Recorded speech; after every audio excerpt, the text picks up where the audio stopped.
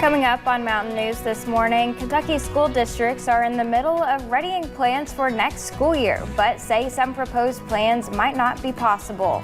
And people who have needed a new driver's license or ID have not had many options over the past 2 months, but that is now changing here in Kentucky. Dedicated to Eastern and Southern Kentucky, this is WYMT Mountain News This Morning. Good morning, I'm Katie Cook. It is Wednesday, May 20th, and your time is about 5:32. Let's check in with Brandon Robinson for a look at your forecast this morning. Brandon, thankfully I got to experience that little break in the rain. It was only cool outside on my way in this morning, but I know we're expecting some rain a little bit later today. More rain coming later today, unfortunately, Katie. Good morning to you. We're going to take a look at Buffalo Mountain here because there's not a lot of rain to track this morning, just a few scattered showers across parts of the area. So we're going to skip radar for now. We'll take you back to it in a little bit, but you'll see just a quiet day to start us off, but it is cooler. Temperatures across the region there in the 50s and even some 40s showing up into parts of southwest Virginia, southern West Virginia, Prestonsburg at 49 there, but everybody else still in the 50s for now. We take a look at the 12-hour planner, and it's going to climb slowly today. It's going to be a struggle to get into those low 60s, and those chances for rain will pick back up as we head deeper into the day. So we're keeping a very close eye on things later on. Katie? All right, Brandon, thank you. 2 men are behind bars and police are searching for a third after a man was found dead in a burned apartment building in Mingo County, West Virginia on Saturday. These 2 men, Charles Jarvis and James Church, were arrested in connection with that man's death. WYMT's Buddy Forbes talked with a family member who says they just want justice for John Jackson. A smile that will forever be remembered. He was a happy-go-lucky guy. He was hard to catch John with not a smile on his face. Adding to a legacy that will overshadow the details of his death. If it was from natural causes, even though that's still a painful thing to go through, at least you have some reassurance that they got to live out their life and die naturally. But when someone takes one of your family members' lives, it's a different feeling. John Jackson was killed Saturday in Williamson, West Virginia. Beaten, stabbed, and left to burn. He's a good person. Would give you the shirt off his back. Would do anything for anybody. And, I think that's kind of what got him in trouble is he was always willing to help people. And sometimes the people he was helping, probably he shouldn't be.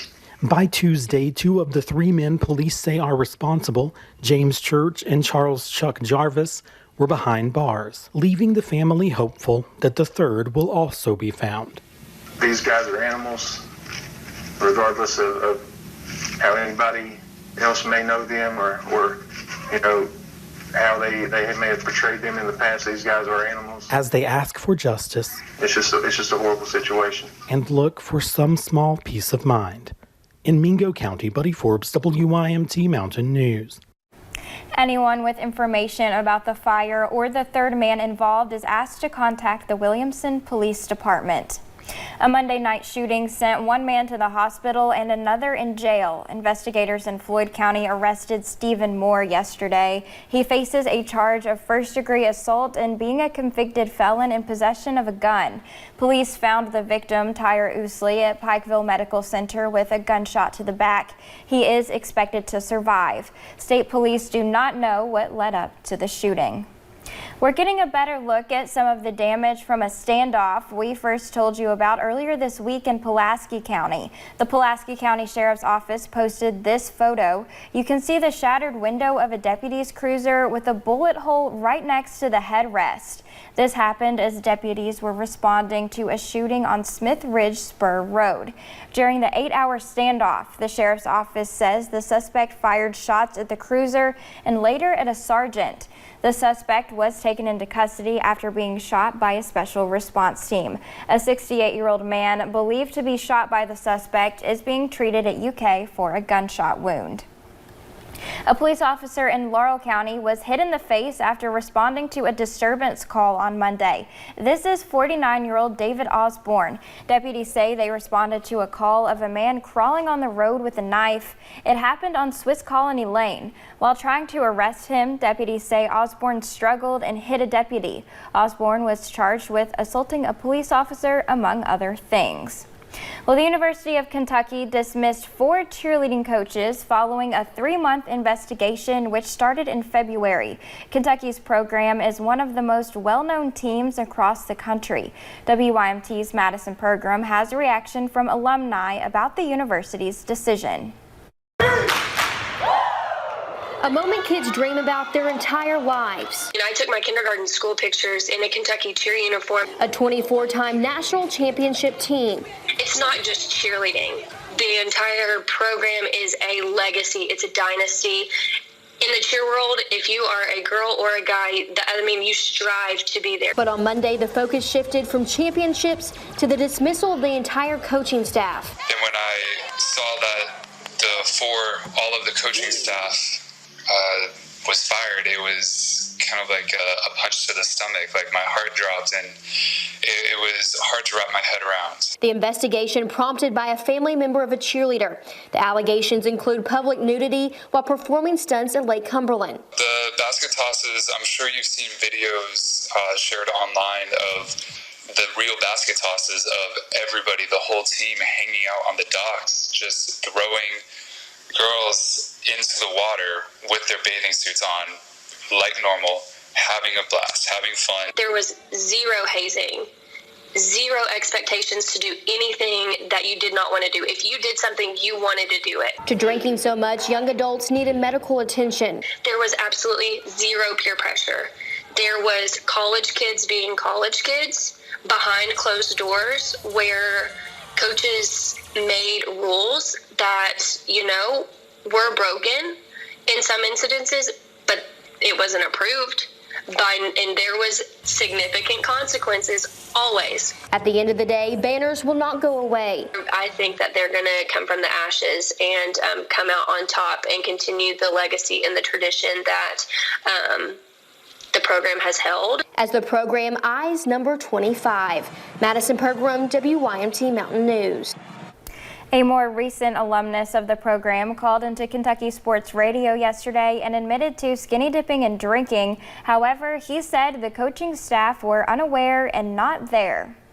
Despite the governor's urging that everyone wear masks in public, there are signs of tension among some Kentuckians. A picture of this sign at Alvins convenience store in Manchester went viral. It reads, "No face mask in the store, lower your mask or go somewhere else. Stop listening to Bashir." The sign drew both criticism and support from Facebook users. The store posted to their Facebook page yesterday saying in part, quote, "We would never deny any customer access inside our store, that is, wearing a mask or not wearing a mask." It goes on to say, "We did not mean to offend anyone, but we will not apologize for our beliefs and our freedom to make our own decisions." Kentucky school districts are in the middle of readying plans for next school year. The Kentucky Department of Education asked districts to prepare 3 different start times: early, on time, and late. All three present their different challenges, but for some school districts, they hope for better guidance on what they need to do for a number of reasons. There's all kinds of bumps and barriers that we had to face. One being we want our students in our building because we know that we know when they're there, what they're doing. We know the education they're receiving. Our parents are concerned as we have a whole lot of parents who are waiting to figure out what schedule we want to run. In a video call yesterday, they were told to expect a little more guidance from public health officials next week. People who have needed a new driver's license or ID have not had many options over the past 2 months. But that changed yesterday with the opening of the driver's license office at the State Transportation Cabinet building in Frankfort. The center is open for replacing lost or stolen IDs, people relocating to Kentucky from another state, or who need an ID for employment purposes, and is the only place in the state. As others reopen, you will notice plenty of changes. One of the things is you'll notice our employees are all going to be wearing masks. We are also asking the public if they have a mask to wear one when they come in. We'll be doing on-site temperature checks. Transportation officials say the Frankfort office is not for renewing expired licenses unless the license expired before March 18th.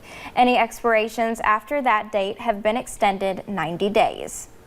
Just ahead on Mountain News this morning, we'll show you how the city of Prestonsburg celebrated its emergency response crews yesterday. Some good news, some bad news, and some light at the end of the tunnel. We'll talk all about all of that after